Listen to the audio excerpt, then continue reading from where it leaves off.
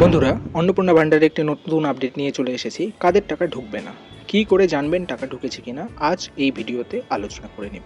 মুখ্যমন্ত্রী ঘোষণা করেছেন কাদের টাকা ঢুকবে না।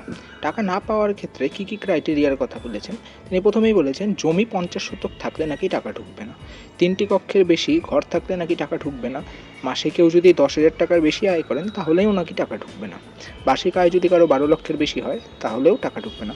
এই সবগুলোই রটনা হচ্ছে, কিন্তু এর ক্ষেত্রে কিছু নিয়মের শিথিলতাও হয়েছে। কী কী নিয়ম শিথিল করা হয়েছে আসুন জেনে নিই। এক্ষেত্রে বলা হয়েছে কেবল কর্পোরেশন এলাকায় 50 শতকের বেশি জমি হলে আপনার টাকা ঢুকবে না। গ্রাম বা পৌরসভায় হলে সমস্যা নেই। কর্পোরেশন বলতে কলকাতা কর্পোরেশনের মতো বিশাল জায়গাকে বোঝানো হয়েছে।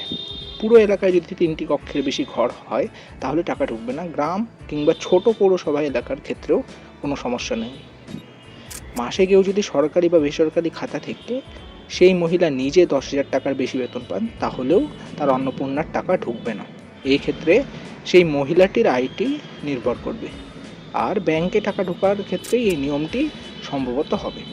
কারো পরিবারের যদি বার্ষিক আয় 12 লক্ষের বেশি হয় তবেও টাকা ঢুকবে না, কারণ এক্ষেত্রে তিনি আয়করের আওতাভুক্ত হচ্ছেন এবং লক্ষ্মীর ভাণ্ডারের ক্ষেত্রে এই নিয়মটি ছিল আয়করের আওতাভুক্ত হলে তার টাকা ঢুকবে না।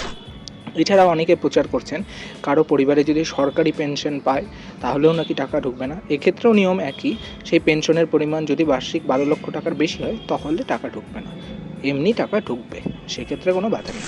এছাড়া রয়েছে কাল, কিন্তু সবার টাকা ঢুকবে না। যারা 10 জুলাইয়ের আগে ভেরিফিকেশন করেছিলেন তাদেরই টাকা ঢুকবে, অর্থাৎ সকলেরই টাকা ঢুকবে, কিছুদিন অপেক্ষা করতে হবে।